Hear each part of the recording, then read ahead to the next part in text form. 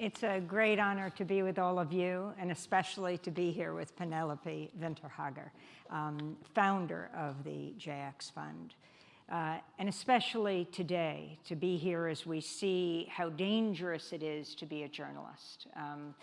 According to the Committee to Protect Journalists, 6 Palestinian journalists have already died in Gaza. The 7th they thought was dead emerged from the rubble after 31 hours, grievously injured with her children. Her husband was killed. But we're going to talk today about people who do manage to escape.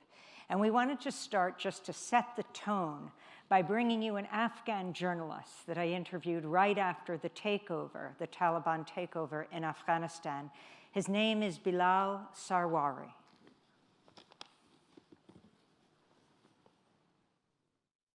On Sunday, Bilal tweeted, "The day I leave my country, my city, my Kabul.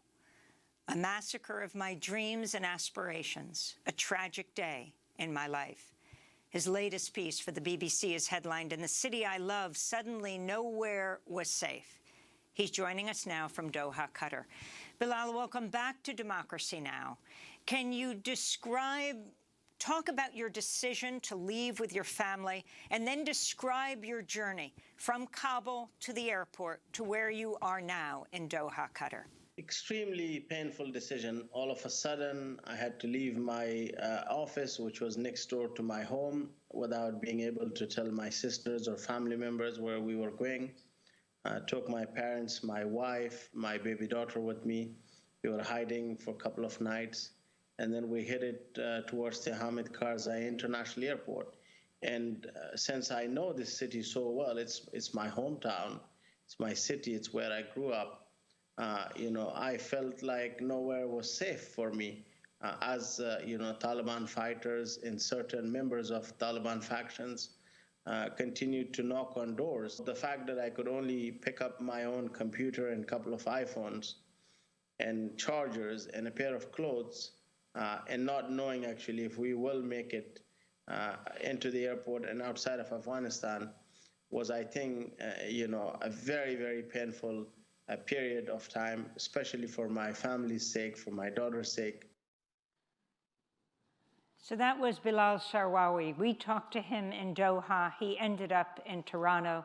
He talked about the great brain drain of the journalists leaving Afghanistan, but leaving at least with their lives. Penelope Winterhager, you have done remarkable work with journalists who, at the time when they most want to stay in their countries, are forced to leave.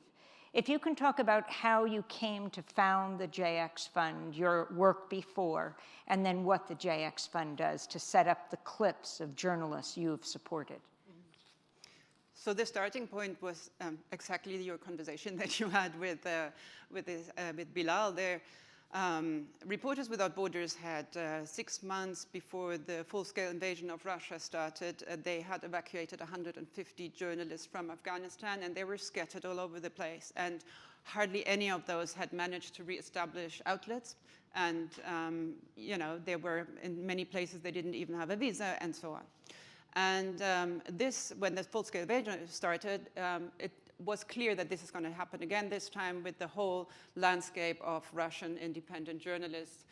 And Reporters Without Borders got together with 2 German foundations, the Chaplin Foundation and the Rudolf Augstein Foundation, and said, we have to change something. It must be possible. And they called me, and I said, yes, this is what I want to do. I think there is a way. I have a background in media development, so 2 weeks after February 24, we started, and it was me, and I got a colleague who speaks Russian and has a background in Russian media, and we just started. And we had small funding, and my first contact was with a Russian journalist who went to a similar story than here. He had hardly any money. He was in Riga, so most of the time when you go into exile, also like here, you go into a neighboring country, you're on your own, you're a new editor-in-chief, but you're also the main fundraiser, your main everything. And he had to start with no money, no visa, no nothing. And he says, what can we do? So this is how we wanted to start, and said, okay, you don't go in exile with a business plan ready for your medium, how you continue. So you need support in starting to build that, very fast. Because what happens really is that you get into what one philosopher called like an emotional schizophrenia. Like you have two so essential problems at the same time. You, like we heard here, you don't know, where to go, how to start, where to bring your family, and at the same time you want to continue to work, right? So you don't know what to solve first. And this is where we come in. So once they arrive in exile, we try to help them rebuild outlets. And yeah, we have been, I think, quite successful. We know that there are now 86 Russian independent media in exile, which is amazing. And they reach amazing audiences. And this is where we have to continue building, and we'll scale this program now also to Afghanistan, and hope to build further media landscapes.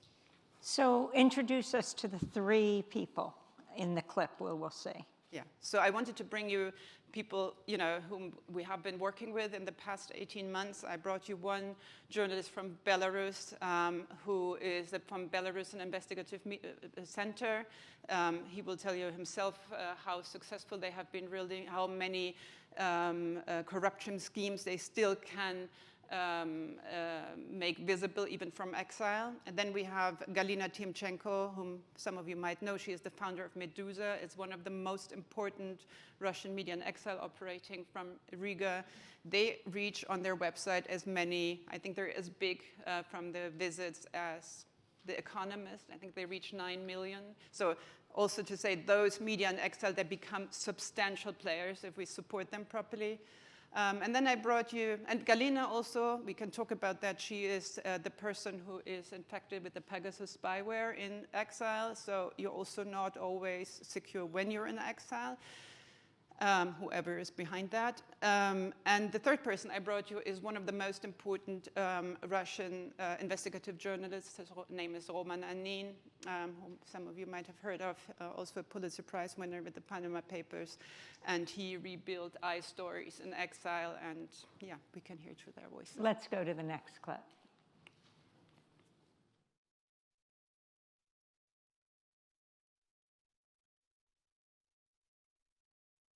We have been forced into exile in the summer of 2021 after a directed crackdown against our team. Since then, we have discovered over $1 billion worth of corrupt schemes and schemes of sanctions evasion. Over $500 million of these schemes have been discontinued by various international actors. Each one of our bi-weekly investigations gathers over 500,000 views on our platforms and those of partners. Our investigations are being reprinted not only by all Belarusian media, but also by the likes of The Guardian, Der Spiegel, or the Foreign Policy magazine. Our biggest challenge currently is maintaining talent development. An investigative journalist takes years to prepare and a month of not paying a salary to lose. Russian authorities restricted, blocked, and banned almost all independent media inside the country. So we are trying to build bridges between society in Russia and other world. Inside Russia, there are millions of our readers, and we still could reach them despite of all restrictions, who are desperately need truth and objective information. So we are working for our Russian readers and for all readers in Russian and English all over the world. We definitely need time to re-establish our monetization model, to rebuild our distribution channel that was ruined by Russian authorities. So we definitely need patience from international donor and professional support from our fellow colleagues from the West. We are not allowed to work at all. All my colleagues can be sentenced to 4 years of prison. Any reader who reposts our story or likes our post can be sentenced to 4 years of prison. Despite this hatred that my colleagues face from their families, people inside Russia, and sometimes even people in Europe because of their language and their passport, they've been able to publish numerous investigations into the atrocities of the Russian army in Ukraine. And these stories are already being used by people from the International Criminal Court and by Ukrainian prosecutors in their official investigations. Our problems are nothing in comparison with those sufferings that people go through in Ukraine. And we feel that it's our triple responsibility as Russian citizens to do everything we can, to work as hard as we can, to help Ukraine win the war and withstand this horrible aggression. So we're looking at 3 journalists under threat who made it out. Talk about where they went and what you do that's remarkable. It's not only helping the individual journalists, which is extremely important, but it's really reestablishing whole media outlets. Yeah, I think exactly that if a single journalist goes into exile, it is extremely, if not difficult or impossible, to continue working as a journalist. We have seen that in the past. And I think the way to go forward is really to support those media outlets to reestablish. And you really have to imagine you come into exile and maybe you were a TV station before. You cannot continue to be a TV station, right? You have to become maybe a YouTube channel. Or if you were a radio station, you have to become maybe an app, but you have to build in a VPN because otherwise, people who listen to you can go to prison. This is really the case. So you have to, redevelop your outlet. You have to still find people to work with in the country. So most of the people and the outlets we're working with, they are kind of hybrid. They're not only in exile, but they're hybrid, and they still have people on the ground in their home country, which are under immense, as you can imagine, psychological stress, but also under danger, Because in a sense, their bosses have left because it's too dangerous. Well, most of the time their bosses were threatened first, right? Because they were the popular ones, the editor-in-chief.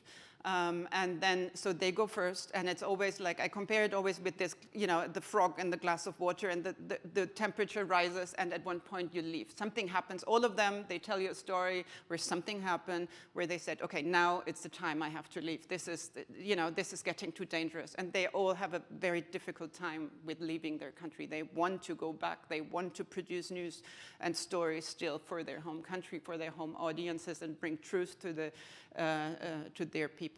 So they go first, yeah, and then they start to reestablish in exile. And what is additionally difficult is you don't have like the administrative people, right? You come as a journalist, but to rebuild an outlet, you need more than a journalist often, right? So those people don't go as, if they leave at all, they come much later, and that's often really a problem. So especially at the beginning, you have to, support in rebuilding those structures and business models, and give these people a bit of time to try things, what works for them in exile. And how do you train, as Roman Amin was saying, how you train as an investigative journalist, young people who are still in the country? This is very, very challenging. So some of them, they go into exile and they want to become a journalist, and they're trained in exile. If you're still in the country to work as so there you can work with various ways, some of them very secret, and nobody wants to publish them, how they do it, right? Because of obvious reasons. But you can do online tutorials. You can do, if that's still possible and not blocked. You have means to, go there for a training, but not publicly. So this is how they work. But it's, as you can imagine, it is quite difficult to recruit in a country where you cannot work as a journalist later to recruit your next generation. So explain how a news organization very well known like Meduza, how it gets reestablished, where she went. So Meduza is, they went before the war. Galina, she was working for a very known outlet in Russia before, and because she produced a story there that was not well received by the Russian authorities, she was being kicked out. And then she said, okay, I set up my own news outlet. She went to Riga and set up Meduza and started from scratch as a digital outlet. And then she built it from there, yeah. And so talk about the different levels of support that you give in all different ways to journalists and news organizations. So I think the special thing, what I learned in the last 18 months, is you have to continuously assess the needs of this community, right? So it might change within, weeks, really. So at the beginning, it is important to find a place where you can really continue to work, right? You need a visa. Not everybody gets a visa everywhere. For how long? And if you're not, if you're not allowed to stay longer than 3 months or 90 days or whatever, then it's difficult to work as a journalist and start your investigations if you don't know if your family can come with you. So what we prepared was a platform, a digital platform, together with lawyers from 14 countries, to have all the legal information updated on, where can you go, how is it to set up a business, their media business. So you had all this question, and you can compare countries according to your personal needs, and to find the right place to arrive and start your media outlet. Then later, when people were arriving, we started a grant. So we started with small grants because you had no idea what to do, but you need an office, you need equipment. We heard it from Bilal. You come with your phone, but the rest of your equipment you left behind. You have no production facilities, so you start building small scale. Like maybe you get a grant only for a month, and then you can come back to us and say, okay, this is the idea, what I want to do, and we evaluate that. And then we start other things like co-production facilities where you can use the equipment. So because nobody has equipment at the beginning. And then we saw certain hubs were developing, right? There is a hub in Riga, now there is one in Berlin, in Tbilisi in Georgia, and in Amsterdam, and people got together, communities built, and this helps as well. This is how we work then, and we reassess. So at the moment, we see 18 months after that those outlets moved forward, and they're now in a phase where they need strategy support, right? They reach huge audiences, but they still need to grow the audience. They want to reach more people beyond their liberal bubble, and how do you do that? And this means you have to access your audience first. You have to know, you have to do research, and this is something where they need support. And so you mentioned something very important, that sometimes even the viewers, the readers, the listeners can get in trouble if they even access the media outlet. How do you protect them? Well, if they're still in Russia, you cannot really protect them. I mean, what you can do is you can provide VPN access, so you can see, you can track where you are reading those news, or you build this app that has the VPN integrated. And in this matter, these communities are very innovative. I think more innovative than often, in Western societies, because they need technology much more to reach their audience. So yeah, this is what they have to reassess all the time. How can we still protect our readers? What can we do if you're not even allowed to share something? Then how can we spread? If you can share the content, if that's forbidden, and makes you go to prison, then it's very difficult to grow your audience. So can you talk about what funders can do to help? So I think, first of all, unfortunately, we have more and more authoritarian regimes. And what's happening, I think, if we don't take care, is that we get black holes of information. We don't know anymore. I think it was obvious when the Prigozhin, Wagner incident happened. It was hard to get information. If our journalists like Evan Gershkovich are imprisoned there, if you don't have people on the ground anymore, it is even more important to have exiled journalists still who have access to information. And I think this is why it is so important to support media in exile, who really are rebuilding here and still reach those audiences, still have access to these countries. And then I think, as you said before, it is important not to support the single people, but to support the rebuilding of outlets, really. And a third thing that I think is really important is to do all the support on a on a basis, on an informed basis, let's say, because media in exile is often like a black box. You know, people go into exile, nobody knows really what's happening. It's all under the mantle of security. But we need to change it. After a while, we need to, we need to assess the landscape and then, think about how to support to bring that forward in a good way. How do journalists even know about you, to know to turn to you? I mean, they're in the most pressure, most stressful point of their lives. I think it's a small community, like they are networking with each other and they get to know it. Why this? Because we cannot be so open about what we do, about lots of things we do, we don't publish them at all. And we see that all the authorities are always very interested in what we're doing and watching it very closely. But there are Telegram groups, there are groups where you share those kind of information and offers, and we make everything public that we can. We want to make as much public as we can, but we need to be very careful to, not endanger the journalists. Mm-hmm. And before we end, we are storytellers as journalists, and if you can tell us the story of someone who left and how their media outlet was reestablished and the effect that they're having right now. Well, yeah, I think one of the most impressive for me stories was really this. I won't say any names here really because at the moment it's too dangerous. But the person that I met, the editor-in-chief, who really he got an invitation from Ms. von der Leyen from the European Union, but he said to me, you know what, I have a passport but no visa. I can't even go there. I have $1,000. I can't travel. I have no money. This is so awkward, and I want to rebuild. So we could grant a little grant, and they started renting an office in Riga. They started setting up a website. We could support mirroring this because it was blocked. So, also that you have to always find new channels. It's not you build one channel and then do it, but you have to reassess. You have to find new channels.